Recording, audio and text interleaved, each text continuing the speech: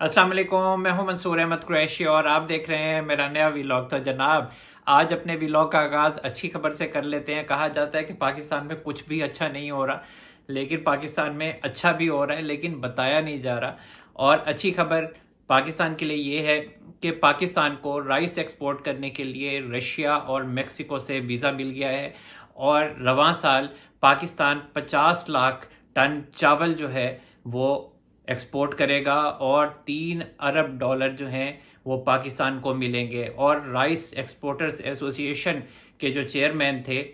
उनकी तरफ से अहम प्रेस कॉन्फ्रेंस हुई और उनका ये कहना था कि पाकिस्तान ने इंडोनेशिया को भी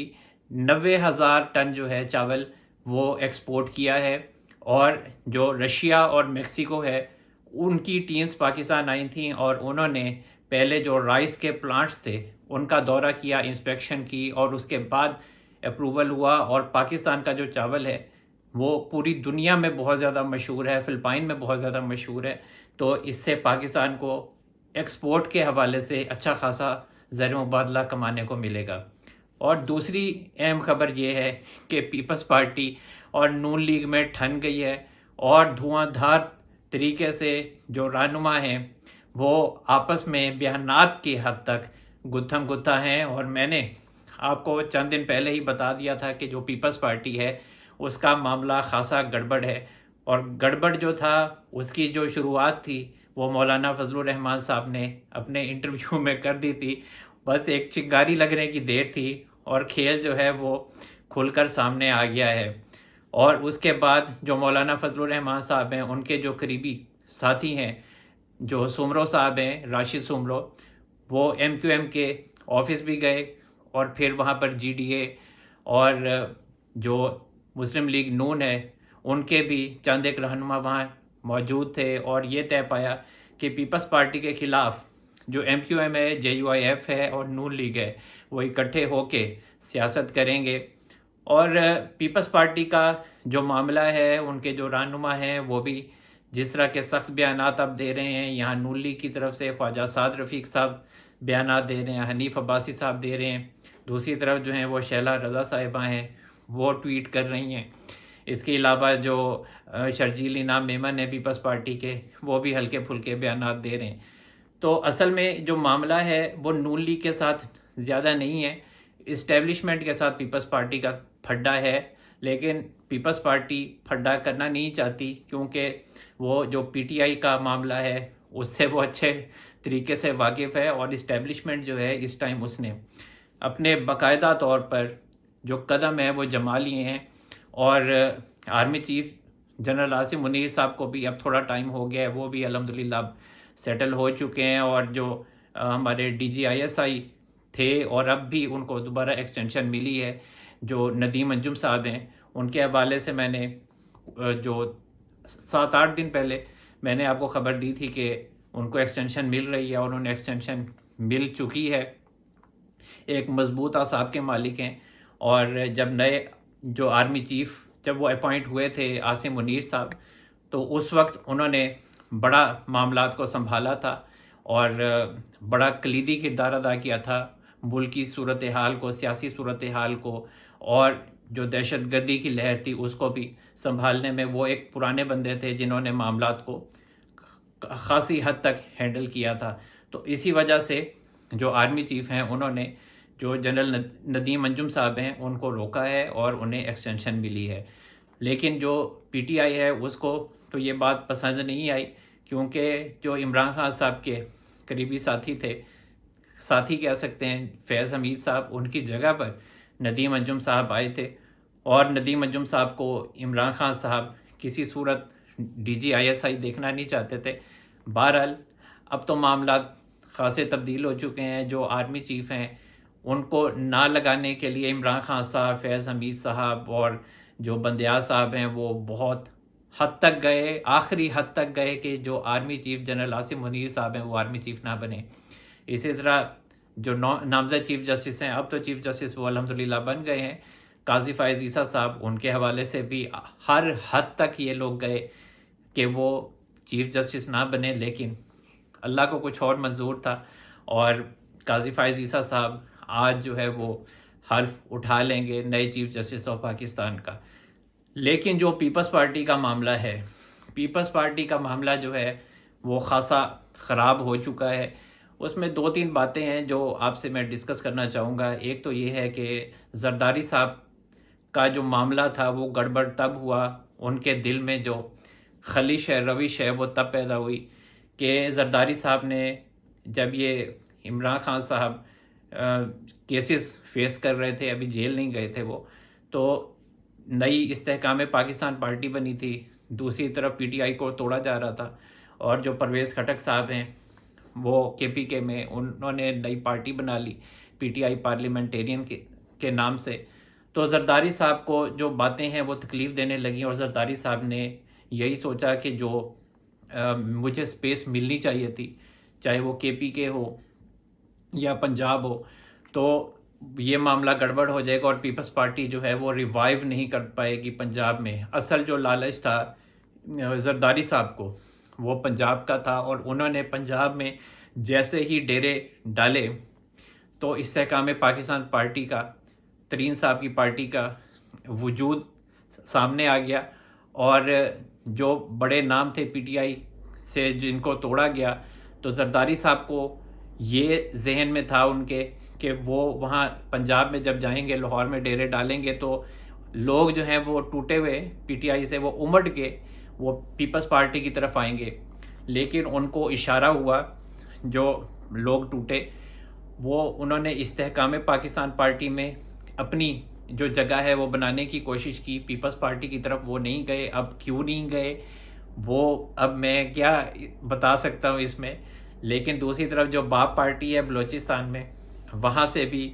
پہلے تو کمٹمنٹ ہوئی پیپلز پارٹی کی طرف آنے پہ، اب جو بزنجو تھے انہوں نے بھی، اور دیگر جو باپ پارٹی کے رہنما تھے انہوں نے شامل ہونے کی جو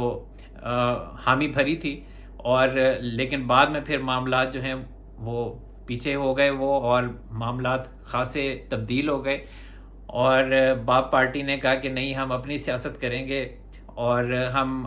آپ کے ساتھ نہیں جا سکتے، ابھی ہمارے جو ساتھی رہنما ہیں وہ نہیں چاہتے کہ ہم پیپلز پارٹی کے ساتھ جائیں۔ لیکن وہاں سے جواب دینے کے بعد زرداری صاحب کو جو باپ پارٹی ہے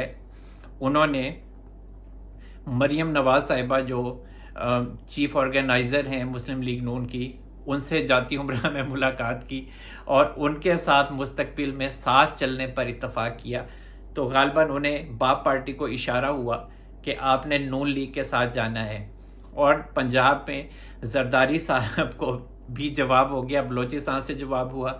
پنجاب سے جواب ہوا۔ جو وہ چاہتے تھے بڑے نام وہ ان کی پارٹی میں شامل نہیں ہوئے، اور جب شامل نہیں ہوئے تو پھر زرداری صاحب کو یقینی طور پر مایوسی ہونی تھی۔ اگر پی ٹی آئی کے بڑے نام زرداری صاحب کے ساتھ چلے جاتے تو پھر نون لیگ کو جو نقصان تھا وہ ہونا تھا، اور یہی وجہ ہے کہ پھر نون لیگ کو تو پنجاب میں ریوائیو کروانا تھا، اور نون لیگ کو دوبارہ سے پاور میں لانا تھا اور ہے مقصد یہ۔ تو اسی وجہ سے پھر جو رہنما تھے پی ٹی آئی کے وہ استحکام پاکستان پارٹی کی طرف گئے، اور کچھ جو لوگ ہیں وہ کاف لیگ کی طرف گئے،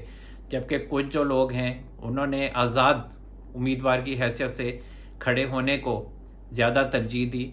لیکن آزاد امیدواروں کی زیادہ مجھے نہیں لگتا کہ کوئی مستقبل ان کا ہوگا۔ بہت سے لوگ یہ کہتے ہیں کہ آزاد امیدواروں کا بڑا اہم رول ہوگا آئندہ الیکشن میں، مجھے نہیں لگتا۔ مجھے لگتا ہے کہ پنجاب میں نون لیگ کو اچھی خاصی سیٹیں مل جائیں گی۔ لیکن جو دوسرا معاملہ ہے پیپلز پارٹی کا کہ کیا وہ سیاست سے بالکل ہی سائڈ پہ ہو جائیں گے، یا وہ پاور میں مطلب زیادہ ان کو نہیں شیئر ملے گا، تو اس میں 2-3 ہو سکتی ہیں جو پاسبلٹیز۔ ایک تو یہ ہو سکتی ہے کہ ہو سکتا ہے کہ سندھ میں ان کو حکومت دے دیں، لیکن مجھے لگتا ہے کہ اگر حکومت سندھ میں ان کو ملی بھی تو اتنی مضبوط حکومت نہیں ہوگی، اپوزیشن بہت زیادہ مضبوط ہو جائے گی جو ان کو ہر وقت تنگ کرے گی۔ ذرا بھی اگر انہوں نے ہل جل کرنے کی کوشش کی، اور جیسا زرداری صاحب نے پی ٹی آئی کے ساتھ ابھی حالیہ ملنے کی کوشش کی، تو وہ بھی اسٹیبلشمنٹ کے لیے مسٹرسٹ کا باعث بنی۔ اور پھر جو اعتزاز احسن صاحب ہیں اور جو لطیف کھوسہ صاحب ہیں، جس طرح سے سینٹرل ایگزیکٹو کمیٹی کے اجلاس میں زرداری صاحب اور بلاول بھٹو زرداری صاحب کے ساتھ بٹھا کر جو پیغام اسٹیبلشمنٹ کو دیا گیا، تو اسٹیبلشمنٹ کو وہ بات پسند نہیں آئی۔ وہ ایک الگ بات ہے کہ بعد میں سینٹرل ایگزیکٹو کمیٹی نے جو لطیف کھوسہ ہیں ان کو شوکاز نوٹس دیا، اور اس کے علاوہ اب اگر نوٹس دے بھی دیا جائے تو ہن کی تسی ویکھ دو جڑی وجنی سی وہ تے وج ہی گئی ہے۔ تو اب یہ باتیں جو ہے نا، اگر زرداری صاحب یہ سمجھتے ہیں کہ وہ ڈبل گیم کرنے کی کوشش کریں گے اور وہ کامیاب ہوں گے، تو اسٹیبلشمنٹ جو ہے وہ بچی نہیں ہے۔ اور اگر پیپلز پارٹی کے حوالے سے یہ کہا جائے کہ نون لیگ کے ساتھ ان کی راہیں جدا ہو گئی ہیں، تو وہ بھی غلط بات ہے۔ راہیں وغیرہ ان کی جدا نہیں ہوں گی، اور جو بیانات ہیں، جو لفظی گولہ باری ہے، وہ نچلے لیول پہ رہے گی آپس میں، کیونکہ الیکشن کا ماحول بن رہا ہے۔ تو یہ معاملات اس طرح سے چلیں گے، لیکن اس میں کسی کو کوئی پریشانی کی یا گھبرانے کی ضرورت نہیں ہے۔ پیپلز پارٹی پی ڈی ایم حکومت کا، پی ڈی ایم ہی کہہ سکتے ہیں، جو آئندہ حکومت بنے گی تو وہ اسی کا ہی ایک تسلسل ہوگا، اور پیپلز پارٹی اس حکومت کا حصہ ہوگی، کیونکہ اسٹیبلشمنٹ بھی یہ نہیں چاہے گی کہ پیپلز پارٹی کو، ایک بڑی پارٹی کو دیوار کے ساتھ لگایا جائے۔ تو کچھ نہ کچھ ان کو مل جائے گا، لیکن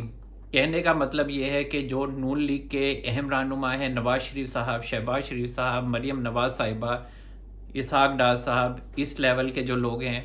وہ پیپلز پارٹی کے خلاف بیان نہیں دیں گے، جو میری رائے ہے۔ اور پیپلز پارٹی کی طرف سے بھی جو زرداری صاحب ہیں یا دیگر اکا دکا ہیں لوگ، وہ بھی بیانات نہیں دیں گے۔ جو بلاول ہیں وہ تھوڑے بہت بیانات دے دیں گے، لیکن اس طرح سے نام لے لے کے وہ بیانات نہیں دیں گے۔ ابھی بھی انہوں نے جو دیے وہ شکوہ وغیرہ ہی انہوں نے کیا ہے، اتنے کوئی سخت الفاظ انہوں نے استعمال نہیں کیے، کیونکہ انہوں نے آگے چل کے اکٹھے ہی بیٹھنا ہے، اور جس کی جو حکومت بنے گی ان کے ساتھ ہی یہ بیٹھیں گے اور مل جل کر ہی چلیں گے۔ اور اسٹیبلشمنٹ، مسلم لیگ نون، پیپلز پارٹی، جے یو آئی ایف اور پی ٹی آئی پارلیمنٹیرین، باپ، مسلم لیگ کاف، استحکام پاکستان پارٹی، عوامی نیشنل پارٹی، ان سب کا اتفاق ہے کہ انہوں نے آپس میں مل بیٹھ کر ہی حکومت بنانی ہے، کیونکہ ابھی جو فائنینشیل کرائسس ہے وہ خاصا گمبھیر ہے، اور اسٹیبلشمنٹ جو ہے وہ ان پارٹیز کی یا اسٹیبلشمنٹ کی کسی سیاسی پارٹی سے سوائے پی ٹی آئی کے زیادہ لڑائی افورڈ نہیں کر سکتی۔ تو یہی وجہ ہے کہ آئندہ معاملات سیٹل ہو جائیں گے۔ باقی الیکشن سے پہلے اس طرح کے دھوم دھڑکا ہوتا رہے گا، اور یہ جو ٹویٹر پہ جو جس طرح کے ایکس ہے جو اب اس پہ جو بیانات چل رہے ہیں، وہ بس بیانات کی حد تک رہیں گے، زیادہ گرمی شرمی پیدا نہیں ہوگی۔ یہی وجہ ہے کہ حنیف عباسی صاحب کو آگے کیا گیا، اور جو خواجہ سعد رفیق صاحب ہیں انہوں نے بھی بیان دیا، لیکن کوئی سخت بیان نہیں دیا، اور جو شرجیل انعام احمد صاحب کا جو جواب آیا وہ بھی ہلکا پھلکا ہی تھا، ایسا کچھ نہیں تھا، اس وجہ سے زیادہ گڑبڑی پیدا نہیں ہوگی۔ اور دوسری طرف جو راجہ ریاض صاحب ہیں، جو پہلے پیپلز پارٹی کا ایک زمانے میں حصہ تھے، جب پیپلز پارٹی کی 2008 سے 2013 تک حکومت تھی، تو وہ شامل تھے پیپلز پارٹی میں۔ اس کے بعد پھر وہ پیپلز پارٹی کو چھوڑ کے پی ٹی آئی میں شامل ہو گئے تھے، اور پھر اس کے بعد وہاں سے وہ ایم این اے بنے، اور اب راجہ ریاض صاحب نے لندن میں میاں نواز شریف صاحب سے ملاقات کی ہے۔ ہواؤں کا رخ بدل جائے تو پھر ہر کوئی اسی پارٹی کی طرف جاتا ہے جس پارٹی کی حکومت بننی ہو، اور پاکستان میں پہلے ہی پتہ ہوتا ہے کہ کس پارٹی کی حکومت بننی ہے۔ تو راجہ ریاض صاحب نے میاں نواز شریف صاحب سے ملاقات کر کے باضابطہ طور پر نون لیگ میں شمولیت کا اعلان کر دیا۔ ان کا کہنا ہے کہ نون لیگ ہی ہے جو پاکستان کو آگے ترقی کی راہ کی طرف لے کر جائے گی، سیاسی بیان۔ تو میرا یہ خیال ہے کہ آئندہ راجہ ریاض صاحب فیصل آباد سے جب الیکشن لڑیں گے تو کامیاب بھی ہو جائیں گے، خدمات بھی تو ہیں نا ان کی۔ تو دوسری طرف میاں نواز شریف صاحب سے جو ان کی لیگل ٹیم ہے،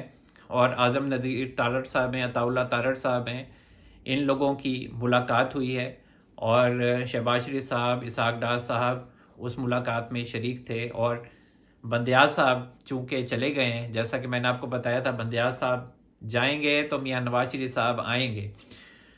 तो मियां नवाज शरीफ साहब को उनकी लीगल टीम ने ग्रीन सिग्नल दे दिया है और कहा है कि जी रास्ता क्लियर है, आप आ जाएं। और मियां नवाज शरीफ साहब 21 अक्टूबर को इंशाल्लाह पाकिस्तान आएंगे और कहा यही जा रहा है कि वो लाहौर आएंगे और उसके बाद वो केसेस का सामना करेंगे। बाकी कुछ लोगों का ये कहना, पीटीआई के ही ज़्यादातर, कि जी वो जेल जाएंगे, तो जेल शेल उन्होंने कोई नहीं जाना। ये मैं आपको पहले बता दूं, वो जेल जाने के लिए नहीं आ रहे पाकिस्तान। बाकी उनकी दरखास्तें जो हैं, वो अपीलें जो हैं वो पेंडिंग हैं। उनको सहूलत मिली हुई थी इस्लामाबाद हाई कोर्ट से, और यही आमिर फारूक साहब हैं chief justice Islamabad high court के, जिन्होंने उनको ये राय दी थी कि आप अगर बाहर जा रहे हैं तो वापस आके आप अबूरी ज़मानत के लिए अपीलें दायर कर सकते हैं। और वो अपीलें दायर करेंगे और उनकी ज़मानतें हो जाएंगी। और अबूरी ज़मानत तभी हो सकती है जब आप कोर्ट में पेश होते हैं। कहा जा रहा है नून लीग की तरफ से कि 1 मिलियन लोगों को इकट्ठा किया जाएगा। 1 मिलियन तो मुझे नहीं लगता कि इकट्ठे होंगे। ये तो वैसे इमरान खान साहब जैसा ही बयान लगता है कि 10 मिलियन अफराद होंगे या कोई 1 मिलियन 10 लाख अफराद बहुत ज़्यादा होते हैं। इकट्ठे कर लेंगे, लेकिन ये है कि 1 मिलियन नहीं हो सकते। बाकी कह देंगे कि 1 मिलियन है। तो आइंदा जो सूरत हाल है सियासी तौर पर, वो मेरा ख्याल है कि नॉर्मल ही रहेगी। बयानात का सिलसिला जो है वो जारी रहेगा। और इमरान खान साहब जो हैं उनके हवाले से यही है कि वो ज़्यादा लंबा अरसा ही जेल में ही रहेंगे। लेकिन दूसरी तरफ उनके हवाले से एक अच्छी खबर ये नहीं है कि जो उनके दो साहबजादे हैं कासिम और सुलेमान, उनके हवाले से इमरान खान साहब के जो वकला थे उन्होंने दरख्वास्त दायर की थी कि इमरान खान साहब से अटक जेल में उनके बेटों की फ़ोन पर मुलाकात करवाई जाए, जिस पे जो अबुल हसन जुल्करनैन साहब हैं और ऑफिशियल सीक्रेट एक्ट की अदालत के वो जज हैं और साइफर केस के हवाले से वो समातें भी कर रहे हैं इमरान खान साहब के हवाले से। तो उन्होंने जो हुकाम है, जेल इंतज़ामिया है, उनको ये कहा था कि अगर जेल के रूल्स के मुताबिक बातचीत करवाई जा सकती है तो फिर इमरान खान साहब की बात करवाई जाए। लेकिन जो जेल इंतज़ामिया है और जो जेल सुपरिटेंडेंट हैं, उन्होंने अपनी रिपोर्ट जो है, अपना जवाब है, वो अबुल हसन जुल्करनैन साहब की अदालत में जमा करवा दिया है और बताया है कि जो जेल कवानीन है उनके मुताबिक इमरान खान साहब की उनके साहबजादों से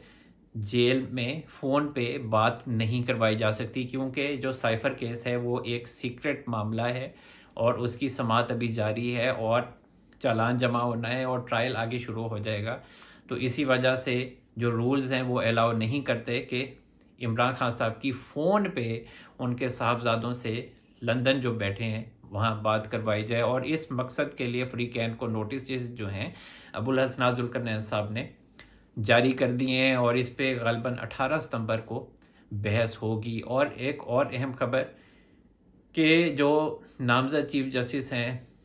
काजी फ़ायज़ ईसा साहब, आज वो अपने ओहदे का हल्फ लेंगे as a chief justice of Pakistan. और ऐवान सदर में जो सदर आरिफ अलवी साहब हैं, जिन्होंने एक ज़माने में काजी फ़ायज़ ईसा साहब के ख़िलाफ़ रेफरेंस भेजा था, और अब वही साहब, अल्लाह का निज़ाम है कि वो आज काजी फ़ायज़ ईसा साहब से चीफ जस्टिस ऑफ पाकिस्तान के लिए हल्फ लेंगे। हर हद तक ये लोग गए कि काजी फ़ायज़ ईसा साहब चीफ जस्टिस ना बने, लेकिन एक चाल जो है वो इंसान चलता है और एक चाल जो है वो अल्लाह ताला चलता है, और वही फ़ैसला होता है जो अल्लाह ताला चाहता है। और यहाँ पर भी आप देख सकते हैं कि जो जस्टिस काजी फ़ायज़ थे वो चीफ जस्टिस काजी फ़ायज़ ईसा साहब बन चुके हैं, कहना गलत नहीं होगा। और जो बंदियाल साहब हैं उन्होंने यही कहा है कि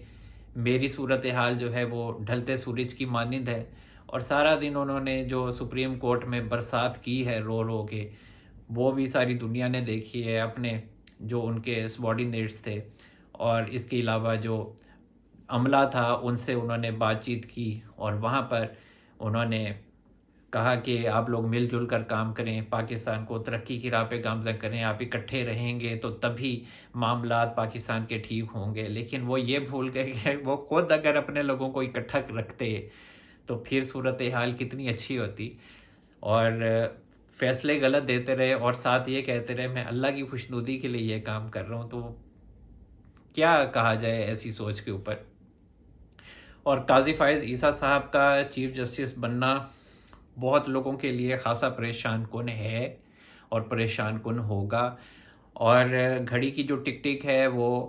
جسٹس منیب اختر صاحب کے لیے اور جسٹس اعجاز الاحسن صاحب کے لیے بہت زیادہ ان کے لیے مشکلات کا باعث بنے گی، اور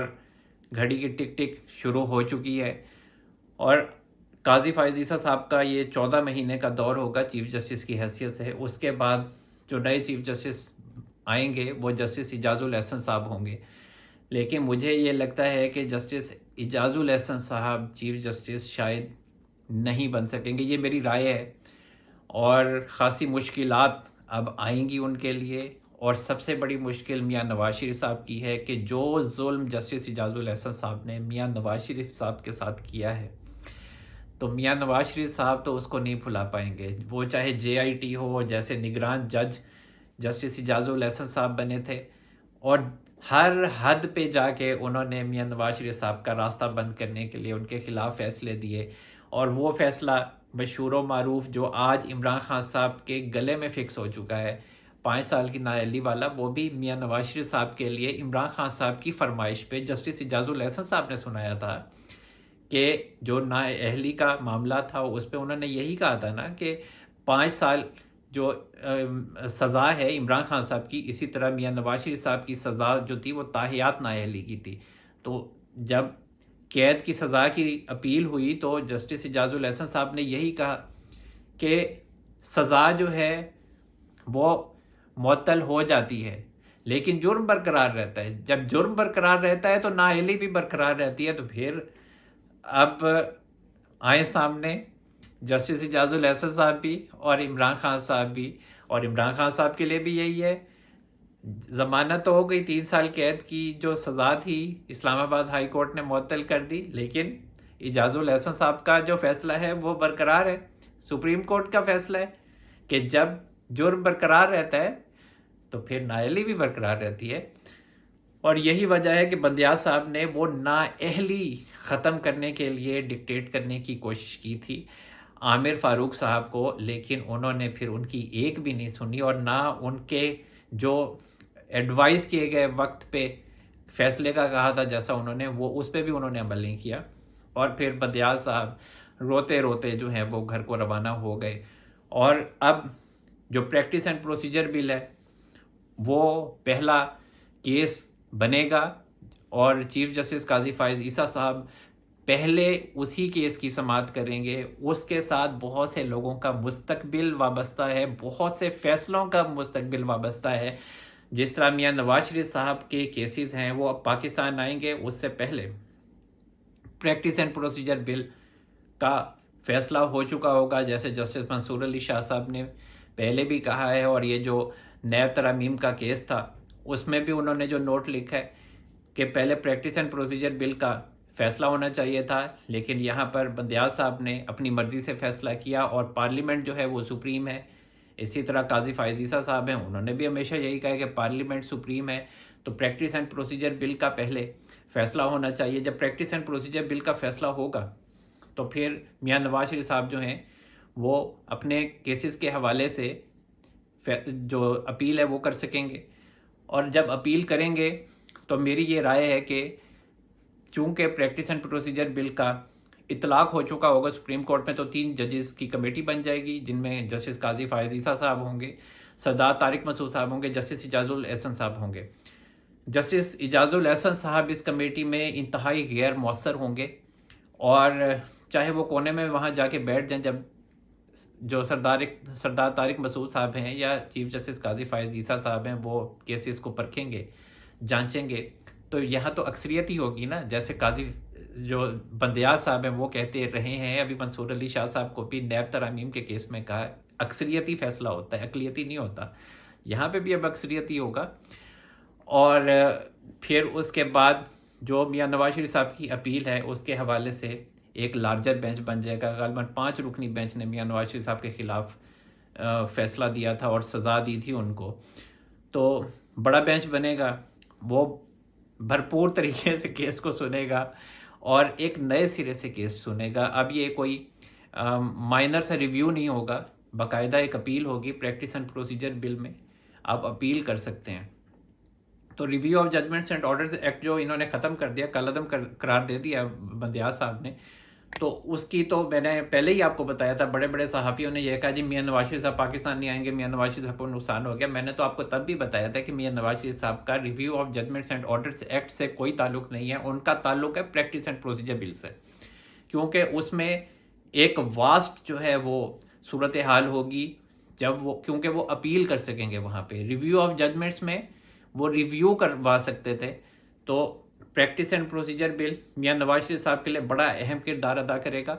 और जो बंदयाल साहब के फैसले हैं, अगर प्रैक्टिस एंड प्रोसीजर बिल का इतलाक हो जाता है, और जो कि हो जाएगा, तो उसके बाद बंदयाल साहब के जो फैसले हैं 184 सब आर्टिकल 3 के तहत जो भी आईनी दरखास्तें थीं वो सारे के सारे कलअदम करार दे दिए जाएंगे। एक ही सफ में, एक ही वार में सारे फैसले ख़त्म कर दिए जाएंगे। बाकी जो जस्टिस इजाजुल एहसन साहब हैं, उनका मुस्तकबिल यकीनी तौर पर मुझे तारीख दिखाई देता है, और मुनीब अख्तर साहब का मुस्तकबिल भी मुझे कोई इतना शानदार, कुछ चमकता दमकता फ़िलहाल दिखाई नहीं देता। और ये मुनीब अख्तर साहब वही मुनीब अख्तर साहब हैं जिन्होंने भरी अदालत में तमाम जजेस जो केस को सुन रहे थे काजी फायज़ ईसा साहब के ख़िलाफ़, तो सरीना ईसा साहिबा जो हैं, जो वाइफ हैं जो काजी फायज़ ईसा साहब की, तो उनके साथ इंतहाई तकब्बुराना और बड़े गलत तरीके से बिहेव किया था मुनीब अख्तर साहब ने, कि शायद सिर्फ वही ईमानदार हैं और सिर्फ उन्हीं को कानून आता है। तो उस पे जो उनकी अहलियाँ हैं वो भरी अदालत में रोने लग गई थी। तो ये भी तारीख़ का हिस्सा है, रिकॉर्ड का हिस्सा है, माजी का हिस्सा है। तो ये जो बातें होती हैं वो फिर भुलाई नहीं जा सकती। अब देखते हैं कि आइंदा आने वाले दिनों में सुप्रीम कोर्ट के क्या हालात होंगे, लेकिन मेरा ये ख़्याल है कि सुप्रीम कोर्ट सियासत से ख़ासी हद तक जो है वो क्लियर हो जाएगी, और जो जूनियर जजेस हैं उनका भी मामला मुझे ख़ासा खटाई में पड़ता दिखाई देता है, और उनको गालबन बल्कि यकीनी तौर पर जो अदालतें हैं, हाई कोर्ट्स हैं जहाँ से वो आए थे, सिंध हाई कोर्ट से, लाहौर हाई कोर्ट से, तो वहाँ उन्हें भेजा जाएगा। पूरी प्लानिंग थी माजी में इमरान खान साहब की, इसी वजह से काजी फायज़ ईसा साहब को चीफ जस्टिस ये लोग नहीं बनाना चाहते थे, और ये चाहते थे कि जो प्लान था उसके मुताबिक जो फैज़ हमीद साहब हैं वो आर्मी चीफ बन जाएंगे। उसके बाद जो साकिब निसार साहब हैं उनको हम प्रेसिडेंट ऑफ पाकिस्तान बना देंगे, और काजी फायज़ ईसा साहब की जगह पे बंदयाल साहब ही राज करेंगे चीफ जस्टिस के लिए। कानून शानून बना लेना था इन्होंने, लेकिन वो नहीं हो सका। उसके बाद काजी फायज़ साहब चूँकि नहीं बनेंगे चीफ जस्टिस, रेफरेंस इन्होंने भेजे बनाए, वो नहीं हुआ अल्लाह की तरफ से। उसके बाद फिर जस्टिस इजाजुल एहसन साहब ने अपनी ज़िम्मेदारी संभालनी थी। जस्टिस इजाजुल एहसन साहब ने जब चीफ जस्टिस बनना था, तो उसके बाद वो मुल्क का जो हशर होना था वो आपके सामने ही होना था। उसके बाद जस्टिस मंसूर अली शाह साहब का जो हक़ था वो मारा जाना था, क्योंकि जस्टिस इजाजुल एहसन साहब के बाद मंसूर अली शाह साहब ने चीफ जस्टिस बनना है। मंसूर अली शाह साहब को भी इसी तरीके से हटा के फिर जस्टिस मुनीब अख्तर साहब ने जगह ले लेनी थी चीफ जस्टिस की हैसियत से। उसके बाद फिर गालिबन जस्टिस याह्या अफरीदी साहब का नंबर लगता था। उसके बाद फिर मेरा ख्याल है कि आयशा मलिक साहिबा हैं और दीगर लोग हैं। तो ये पूरी एक प्लानिंग थी सुप्रीम कोर्ट में, और इसी तरीके से ही हायरिंग की गई, और यही वजह है कि जो जूनियर जजेस हैं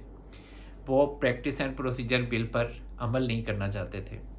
और इसीलिए वो बंदयाल साहब के साथ थे। अब जब नए चीफ जस्टिस आ गए हैं तो उनकी खुशनुदी के लिए जूनियर जजेस अपनी कुर्सी बचाने के लिए हाँ में हाँ तो मिलाएंगे, चाहे उनका दिल दिमाग साथ ना हो, लेकिन कोशिश उनकी पूरी होगी कि वो हाँ में हाँ ही मिलाएं। लेकिन मेरा ख्याल है कि उनकी हाँ में हाँ जो है वो काजी फायज़ ईसा साहब जो हैं वो अच्छे तरीके से जानते हैं। तो आइंदा आने वाले जो दिन हैं वो जूनियर जजेस के लिए भी ख़ासी मुश्किलात पैदा करेंगे, और हंगामी बुनियादों पर मामलात बहुत तेज़ी से सुप्रीम कोर्ट के مجھے تبدیل ہوتے دکھائی دیتے ہیں. اور جب میاں نواز شریف صاحب آئیں گے تو جسٹس اجازت الاحسن صاحب کے ساتھ ان کا اچھا خاصا پیچا پڑے گا. میں نے ٹویٹ بھی کیا. تو جو میاں نواز شریف صاحب کے ساتھ جسٹس اجازت الاحسن صاحب نے کیا ہے تو میاں نواز شریف صاحب کیسے ان کو معاف کریں گے. اور اس کے علاوہ جو چودھری پرویز الہی صاحب ہیں وہ ایک کیس سے ضمانت ہوتی دوسرے میں وہ پھنس جاتے ہیں اور دوسرے سے نکلتے ہیں تیسرے میں پھنس جاتے ہیں. اور ان کو جو جوڈیشل کمپلیکس پر جو مار دھاڑ ہوئی تھی, توڑ پھوڑ ہوئی تھی, اس میں ان کی 20,000 روپے کے مچلکوں کے عوض جو ہے ان کی ضمانت ہوئی. اور جیسے ہی ان کو اڈیالہ جیل سے رہا کرنے کا حکم ملا اور وہ رہائی ہوئی تو جو اینٹی کرپشن پنجاب ہے اس نے چودھری پرویز الہی صاحب کو جو لاہور کا ماسٹر پلان تھا پراپرٹی وغیرہ کا تو اس میں ان کو گرفتار کر لیا اور ان کو 1 یا 4 کیسز ان کے اوپر ہو گئے. اور اب چودھری پرویز الہی صاحب کو جلد ہی لاہور کا جو اینٹی کرپشن کا ہیڈ آفس ہے وہاں شفٹ کیا جائے گا. اور چودھری پرویز الہی صاحب کی جیسا کہ میں نے بتایا تھا کہ فی الحال ضمانت ہوتی نہیں دکھائی دیتی اور مقصد جو ہے وہ مونس الہی ہیں. اور مونس الہی صاحب کو جو ریاست ہے وہ اب انٹرپول کے ذریعے پاکستان لانے کی تیاری کر رہی ہے اور اس حوالے سے جو اعلیٰ حکام ہیں ان کی انٹرپول سے بات چیت بھی جاری ہے. تو مقصد جو مونس الہی صاحب اربوں روپے باہر لے کے گئے ہیں وہ پاکستان واپس لانا ہے. تو جناب اب تک کے لیے اتنا ہی. اللہ تعالی ہم سب پر اپنا رحم و کرم فرمائے. منصور احمد قریشی کو اجازت دیجیے. اپنا بہت سارا خیال رکھیے گا. اللہ حافظ.